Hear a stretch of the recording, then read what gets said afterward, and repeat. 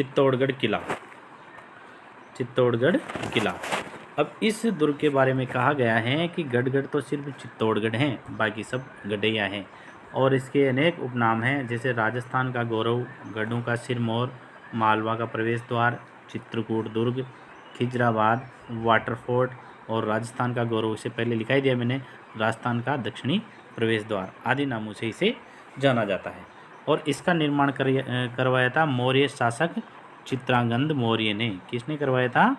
चित्रांगद मौर्य ने। गुहिलों ने नागदा के विनाश के बाद इसे राजधानी बनाया था। किसके बाद? नागदा के बाद। इससे पहले राजधानी नागदा थी। इस दुर्ग में मुख्य मुख्य कौन सी चीज़ें हैं? ये है, एक तो है इसके अंदर विजय स्तंभ, एक कुंभश्याम मंदिर, तुलजा भवानी मंदिर, भीम कुंड, रानी पद्मिनी का महल और मीराबाई का मंदिर स्थित है। रास्ते में उदय सिंह के वीर सेनापति जो रहे वह जयमल और पत्ता, इनकी छतरियाँ बनी हुई हैं। यह दुर्ग, याद रखने वाली बात है, ये दुर्ग व्हेल मछली के आकार का बना हुआ है। राजस्थान का सबसे बड़ा लिविंग फोर्ट है। राजस्थान में 2 लिविंग फोर्ट हैं, एक तो चित्तौड़गढ़ और एक जैसलमेर। सबसे बड़ा लिविंग फोर्ट है ये चित्तौड़गढ़ का किला। इस दुर्ग में गोमुख कुंड के पास रानी पद्मिनी का जौहर स्थल भी है। रानी पद्मिनी का जौहर स्थल, अभी जो मूवी आई थी पद्मावती, उसमें बताइए आप लोगों को। चित्तौड़गढ़ दुर्ग में नौगजा पीर की कब्र भी है। ये दुर्ग बेडच और गंभीरी नदियों के संगम के पास पहाड़ी पर स्थित है। आगे आया था बामणी और गंभीरी, तो ये वही है। इस दुर्ग पर जाने के लिए 7 प्रवेश द्वार हैं। कितने प्रवेश द्वार हैं? 7 प्रवेश द्वार है। भैरव पोल, गणेश पोल, पांडन पोल, हनुमानगढ़, जोड़ाला पोल, राम पोल एवं लक्ष्मण पोल। और ये राजस्थान का एकमात्र ऐसा किला है जहाँ पर खेती होती है। जहाँ पर खेती होती है, राजस्थान का एकमात्र किला जहाँ पर खेती होती है वो है चित्तौड़गढ़। फतेह सागर महल। फतेह सागर महल को अब राजकीय म्यूजियम में बदल दिया गया है। म्यूजियम गलत छपा हुआ है यहाँ पर, ये राजकीय म्यूजियम में बदल दिया गया है। और ये महल कुंभा के प्रमुख प्रवेश द्वार बड़ी पोल से बाहर निकलने की स्थिति निकलते ही वहीं पर स्थित है। भैंसरोडगढ़ दुर्ग। इस दुर्ग का निर्माण भैंसा शाह और रोडाचार्य ने करवाया था और इसे राजस्थान का वेल्लोर कहा जाता है। राजस्थान का वेल्लोर भी कहा जाता है। जैन कीर्ति स्तंभ, इसका निर्माण दिगंबर जैन जीजाक ने करवाया था। दिगंबर जैन जीजाक ने इसका निर्माण करवाया। जैन कीर्ति स्तंभ जैन धर्म के प्रथम जैन तीर्थकर आदिनाथ को समर्पित है। चित्तौड़गढ़ दुर्ग के अंदर ही है ये और इसमें 7 मंजिला है ये, जबकि जो कीर्ति स्तंभ है वह 9 मंजिला है।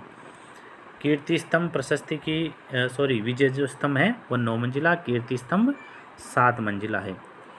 कीर्ति स्तंभ प्रशस्ति की शुरुआत अत्रि ने की और समाप्त उसके पुत्र भट्ट ने की थी। विनोता की बावड़ी चित्तौड़गढ़ जिले की बड़ी सादड़ी तहसील में स्थित इस विनोता बावड़ी का निर्माण स्थानीय जागीरदार सूरज सिंह सक्तावत द्वारा करवाया गया था। ठीक है। चित्तौड़गढ़ दुर्ग के प्रमुख शाखे। चित्तौड़गढ़ दुर्ग में 3 शाखे हुए, प्रथम शाखा, द्वितीय शाखा और तृतीय शाखा। प्रथम जो शाखा था वो अलाउद्दीन खिलजी ने 1303 ईस्वी में चित्तौड़गढ़ दुर्ग पर आक्रमण किया, जिसमें रतन सिंह ने केसरिया किया, अर्थात उसे वह उसकी मृत्यु हो गई थी। उसकी रानी पद्मिनी ने 1600 महिलाओं के साथ जौहर किया था। इसमें अलाउद्दीन के सेनापति गोरा व बादल वीरगति को प्राप्त हुए थे। इसके बाद अलाउद्दीन खिलजी ने चित्तौड़ का नाम बदलकर अपने पुत्र के नाम पर क्या रख दिया था? खिजराबाद, है ना, रख दिया तथा अलाउद्दीन ने इस दुर्ग की जिम्मेदारी अपने पुत्र खिज्र खां को सौंपी। ये मेवाड़ का प्रथम शाखा था। ठीक है, तो इसमें क्या लिखना है आपको कि ये प्रथम शाखा अलाउद्दीन खिलजी के समय 1303 में, बस ही लिख लो और 2-3 नाम लिख लो, उसमें याद हो जाएगा आपको। प्रथम शाखा अलाउद्दीन खिलजी के समय, अलाउद्दीन खिलजी 1303 ने चित्तौड़ पर आक्रमण किया, जिसमें रतन सिंह की मृत्यु हो गई। किसकी मृत्यु हो गई? रतन सिंह ने केसरिया किया, मतलब मृत्यु। आगे लिख लो एक लाइन, रानी पद्मिनी ने 1600 महिलाओं के साथ जौहर किया। रानी पद्मिनी ने 1600 महिलाओं के साथ जौहर किया।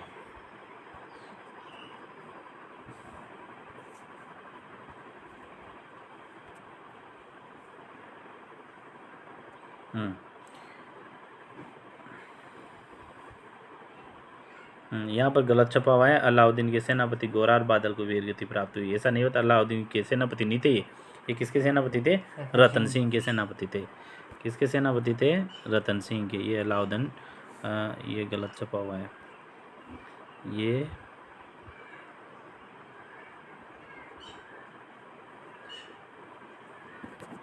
ठीक है, गोरा और बादल वीरगति को प्राप्त हुए थे। इसके बाद अलाउद्दीन खिलजी ने चित्तौड़ का नाम बदलकर क्या रखा? खिजराबाद। हाँ, तो चित्तौड़ का नाम क्या हुआ फिर? खिजराबाद। खिजराबाद किस चित्तौड़ का नाम अलाउद्दीन खिलजी ने अपने पुत्र के नाम पर खिजराबाद रखा। ठीक है, उसका पुत्र था खिज्र।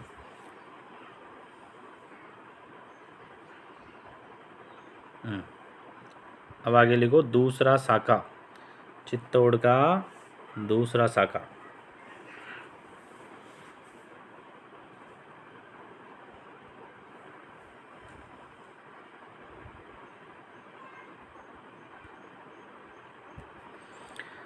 बहादुर शाह, देखो बहादुर शाह ने चित्तौड़ पर आक्रमण किया। उस समय वहाँ पर विक्रमादित्य का शासन था। तो बहादुर शाह वो विक्रमादित्य के मध्य युद्ध। अब उसकी जो पत्नी थी विक्रमादित्य की, वो रानी कर्मावती।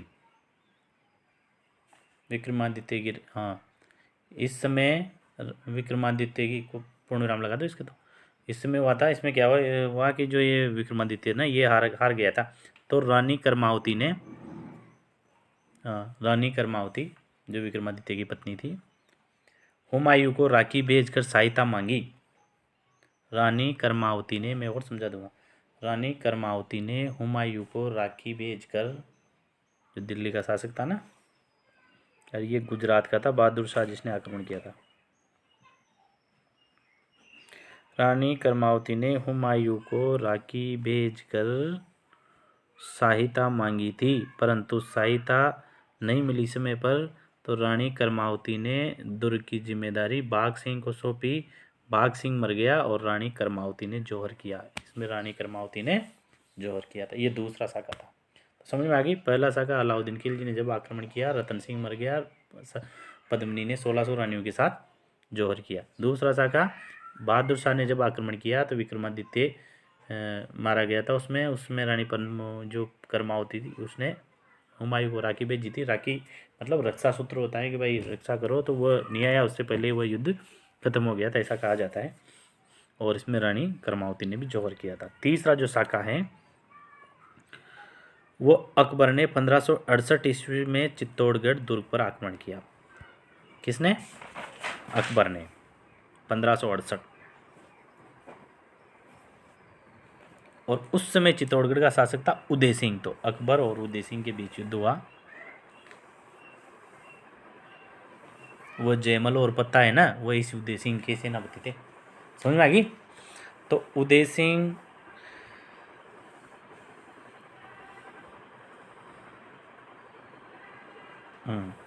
तो इसमें क्या था कि जो उदय सिंह था वो वहाँ की जिम्मेदारी जयमल और पत्ता को सौंप कर गोगुंदा चला गया। वो खुद तो लिख, उदय सिंह जयमल और पत्ता को जिम्मेदारी सौंप कर कहाँ चला गया? गोगुंदा। उधर ही है गोगुंदा भी।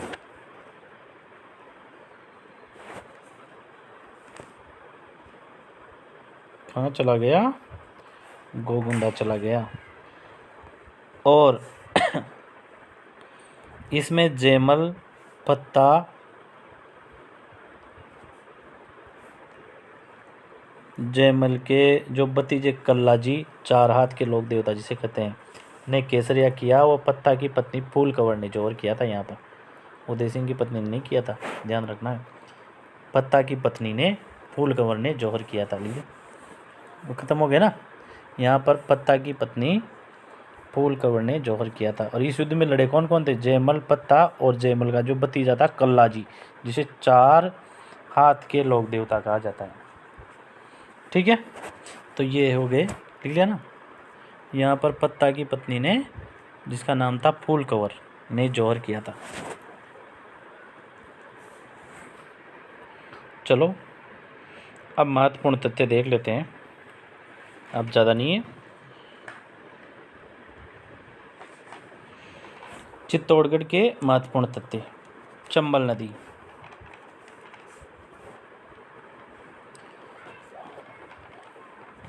ठीक है, चंबल नदी लिखो एक। चंबल नदी का उद्भव मध्य प्रदेश के इंदौर जिले के महू के निकट जनापांव पहाड़ी से होता है ना। कहाँ से उद्भव होता है इसका? मध्य प्रदेश से, लेकिन ये यहाँ से होकर गुजरती है। चंबल नदी के उपनाम है राजस्थान की कामधेनु, नित्यवाही, चरणवती, बारहमासी नदी। चंबल नदी राजस्थान में 84 चित्तौड़गढ़ से प्रवेश करती हैं। राजस्थान में प्रवेश करती है चित्तौड़गढ़ से। हाँ, चंबल नदी राजस्थान में चित्तौड़गढ़ से प्रवेश करती है। चित्तौड़गढ़ की कौन सी जगह से? 84 से। देखो कौन सी जगह से? 84 से प्रवेश करती हैं। और सबसे बड़ा जलप्रपात, झरना बनाती हैं, जिसको बोलते हैं चूलिया जलप्रपात। लिखो नीचे, चूलिया जलप्रपात बनाती हैं। और कोष्टक में लिखो, ये है राजस्थान का सबसे ऊंचा जलप्रपात। राजस्थान का सबसे ऊंचा जलप्रपात 18 मीटर का। कितने मीटर का? 18 मीटर का। क्या नाम है उसका? बोलो। चूलिया जलप्रपात। कहाँ पर? भैंसरोडगढ़ चित्तौड़गढ़ में स्थित है। भैंसरोडगढ़ चित्तौड़गढ़ में, ठीक है। अब देखो, विश्व की एकमात्र नदी जिसके 100 किलोमीटर के दायरे में 3 बांध बनाए गए हैं। 100 किलोमीटर के अंदर ही कितने बांध बने हैं? 3 बांध बनाए गए हैं, जो चित्तौड़गढ़ जिले में बना हुआ है। राणा प्रताप सागर बांध, लिख नीचे अलग लाइन में, राणा प्रताप सागर बांध रावतबाटा चित्तौड़गढ़ में। रावतबाटा चित्तौड़गढ़ में किस नदी पर बना हुआ है? चंबल नदी पर, ठीक है ना, इसलिए आया है इसका नाम। और जलभराव की दृष्टि से देखें हम कि भाई जल भरने के आधार पर, तो जलभराव की दृष्टि से राजस्थान का सबसे बड़ा बांध है। यहीं लिखो, राजस्थान का कोष्टक में लिखो इसके, राजस्थान का सबसे बड़ा बांध जलभराव की दृष्टि से। जलभराव की दृष्टि से ये है राजस्थान का सबसे बड़ा बांध है। कौन सा? राणा प्रताप सागर बांध, ठीक है। तो दोनों हो गए इसमें, ठीक। अगला लिखो आप, और बांध कौन कौन से हैं? रूपारेल, नीचे लिख लो अलग अलग स्टार लगा के, रूपारेल,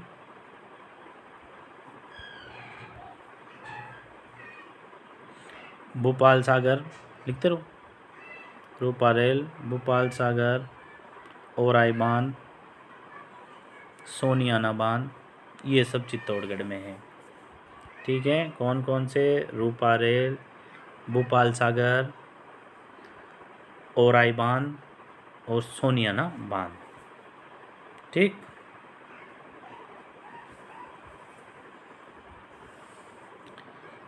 अब वन्य जीव अभ्यारण्य, आरक्षित क्षेत्र जो होता है ना, जहाँ पर जीव जंतु को मारने पर या पकड़ने पर, आखेट पर प्रतिबंध रहता है, उनको बोलते हैं वन्य जीव अभ्यारण्य क्षेत्र।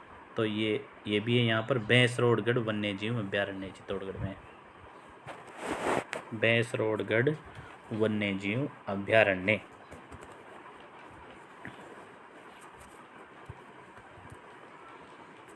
भैंसरोडगढ़ वन्य जीव अभ्यारण्य। अब ये भैंसरोडगढ़ के पास ही होगा, सीधी सी बात है ना, ऐसे अंडरस्टैंडिंग भी होनी चाहिए। तो ये कहाँ पर है? भैंसरोडगढ़ के आसपास हैं। वन प्रदेश को मिलकर 5 फरवरी 1983 को बनाया गया। ये लिख लो, 5 फरवरी 1983 को बनाया गया। रावतबाटा चित्तौड़गढ़ में राणा प्रताप सागर बांध पर स्थित है। बेसरोडगढ़ भी उधर ही है, या बेसरोडगढ़ के आसपास का पूरा जंगल है ये। और देखा जाए तो कहाँ है, राणा प्रताप सागर के पास में है। ठीक है। और ये लंबी पट्टी के रूप में लंबा का लंबा चंबल नदी और बामनी नदी के सारे आगे फैला हुआ है। ठीक है। सबसे बड़ी बात, ये घड़ियालों के लिए प्रसिद्ध है। जो मगरमच्छ होते हैं ना, घड़ियाल, उनके लिए प्रसिद्ध हैं। ठीक है। चलो दूसरा है, अगला लिखो आप, बस्सी वन्यजीव अभ्यारण्य। बस्सी वन्यजीव अभ्यारण्य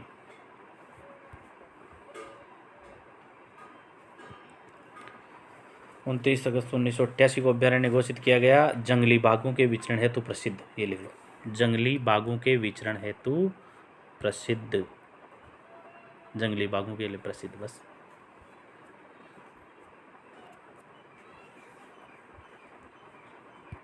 अगला लिखो, चित्तौड़गढ़ मृगवन वन्यजीव अभ्यारण्य, चित्तौड़गढ़ मृगवन 1969 में स्थापना हुई थी। चित्तौड़गढ़ के दक्षिणी छोर की दीवारों के सारे फैला हुआ है। ये कुछ लिखने की जरूरत नहीं है। दशहरा मेला भी लगता है यहाँ पर, ये भी लिखने की जरूरत नहीं है। निम्बाहेड़ा चित्तौड़गढ़ में लगता है। हजरत दीवान शाह की दरगाह भी है, कपासन चित्तौड़गढ़ में ही ये आता है। ये कभी कभी प्रश्न इसमें देख लेना, प्रश्न आ जाता है। गेरू पत्थर चित्तौड़गढ़ से प्राप्त होता है, इसको लिखो, गेरू पत्थर चित्तौड़गढ़ से प्राप्त होता है।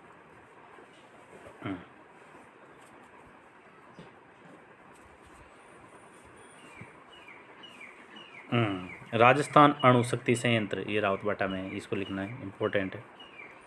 राजस्थान अणु शक्ति संयंत्र रावतबाटा चित्तौड़गढ़, कोष्टक में लिख लो, रावतबाटा चित्तौड़गढ़ में है, वहीं लिखना डैश लगाकर। 1973 यानी स्थापना 1973 में हुई थी। और इसके बारे में तीर का निशान लगा के लिखो, ये राजस्थान का प्रथम व देश का दूसरा अणुशक्ति संयंत्र है। राजस्थान का तो पहला और देश का दूसरा। राजस्थान का तो पहला और देश का दूसरा अणुशक्ति संयंत्र है। इसकी क्षमता 1300 मेगावाट, क्षमता 1300 मेगावाट है। सौर ऊर्जा आधारित दूरदर्शन केंद्र, ऐसा दूरदर्शन केंद्र जो सिर्फ सौर ऊर्जा से चलता है, ये भी रावतबाटा में ही है। यहाँ लिखो, सौर ऊर्जा आधारित प्रथम दूरदर्शन केंद्र। ठीक है। इसके अलावा नीचे लिखो, the Mewar sugar mill, Rajasthan की प्रथम चीनी मिल है ये प्रश्न आते हैं बहुत ज़्यादा, शानदार प्रश्न है सारे। लिखो, द मेवाड़ शुगर मिल,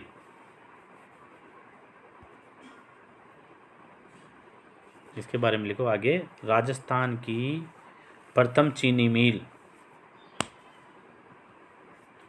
कहाँ है, यहाँ लिखो, भोपालगढ़ चित्तौड़गढ़, भोपाल सागर चित्तौड़गढ़ में, भोपाल सागर चित्तौड़गढ़, राजस्थान की प्रथम चीनी मिल। ठीक है। आगे लिखो, है ना, और निजी क्षेत्र की थी ये, प्राइवेट थी, सरकारी नहीं थी। आगे लिखो, राष्ट्रीय केमिकल एवं फर्टिलाइजर्स, लिखने की जरूरत नहीं है, छोड़ो इसको। राष्ट्रीय केमिकल एवं fertiliser limited di ammonium phosphate DAP खाद यहाँ पर बनाया जाता है। कहाँ पर, कपासन चित्तौड़गढ़ में, ये ध्यान में रखना है यार। लिख लो DAP, DAP, DAP Kapasan Chittorgarh, बस डीएपी कपासन चित्तौड़गढ़, काम की चीज़ है। डीएपी का पूरा नाम तो आपको पता ही है, डाई अमोनियम फास्फेट। इसका कारखाना है कपासन चित्तौड़गढ़ में। वाइट सीमेंट, जेके वाइट सीमेंट आता है ना, कट्टे आते हैं ना वाइट सीमेंट के, जेके कंपनी भी लिख लो। ये है मांगरोल में, मांगरोल चित्तौड़गढ़ में ही है। अब ये राजस्थान का सफ़ेद सीमेंट का तीसरा कारखाना, चलो इसको लिखने की जरूरत नहीं है, चलो याद कर लेना बस, ये तो देख लेना एक बार। JK सीमेंट भी है, ये निम्बाहेड़ा चित्तौड़गढ़, इसको लिखो JK सीमेंट निम्बाहेड़ा चित्तौड़गढ़। कोष्टक में 1974 लिखना, 1974 में हुई थी इसकी स्थापना। और स्टार लगा कर लिखो।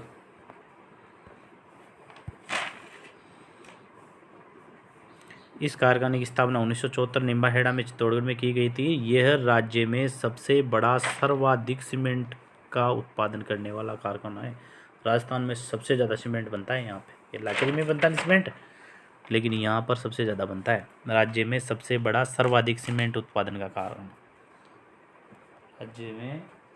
राज्य में सबसे बड़ा सर्वाधिक सीमेंट उत्पादन का कारखाना है। ठीक है।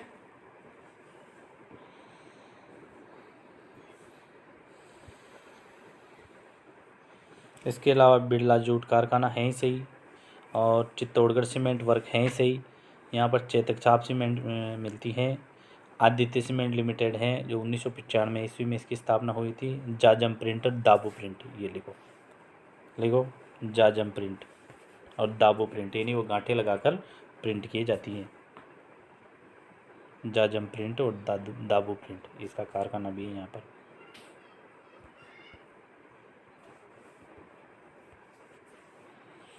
ठीक है। छिपों का अकोला, अकोला के छपाई के घाघरे बहुत प्रसिद्ध हैं। ये कहाँ पर है? छिपों का अकोला में, लिख लो छिपों का अकोला।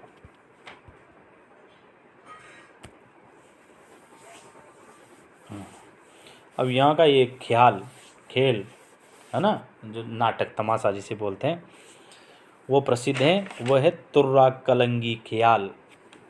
तुर्रा कलंगी ख्याल, तुर्रा कलंगी ख्याल चित्तौड़गढ़ का प्रसिद्ध है। इसमें तुर्रा तो कहते हैं शिव जी को, तुर्रा लिख के आगे लिखो शिव जी को शिवशाली, एवं कलंगी बोलते हैं पार्वती।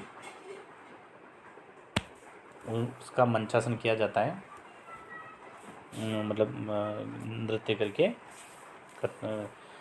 लोक कथाओं का। चित्तौड़गढ़ दुर्ग में प्रमुख छत्रियाँ, वो पता है इसे लिखा दी पहले, है ना। कालाजी की छतरी, जयमिल राठौड़ की छतरी, मीरा के गुरु संत रैदास की छतरी, प्रतापगढ़ के रावत बाघ सिंह की छतरी आदि हैं। नगरी सभ्यता, और इसका प्राचीन नाम देखो मध्यमिका था पहले, चित्तौड़गढ़ से पहले लिख लो प्राचीन नाम मध्यमिका या मध्यमिका। और इसकी खुदाई डॉक्टर भंडारकर द्वारा की गई, जिसमें शिव जनपद के सिक्के मिले हैं। यहाँ पर सभ्यता भी मिली है पुरानी, जिसे मध्यमिका कहते हैं, मध्यमिका नगरी। और इसकी खुदाई डॉक्टर भंडारकर द्वारा की गई, शिव जनपद के सिक्के मिले हैं। तो आज इतना ही सही, और इसके बाद अगला जो ज़िला है उसके बारे में देखेंगे, पढ़ेंगे, चर्चा करेंगे। इस प्रकार से थोड़ी सी लंबी चर्चा होगी, लेकिन प्रत्येक ज़िले के बारे में हम समझेंगे, उसके बेसिक तथ्य, बेसिक ऐतिहासिक महत्व आदि के बारे में। और यदि किसी भी प्रकार की कोई आपके दिमाग में है तो कमेंट्स में लिख सकते हैं, व्यक्तिगत पूछ सकते हैं। धन्यवाद।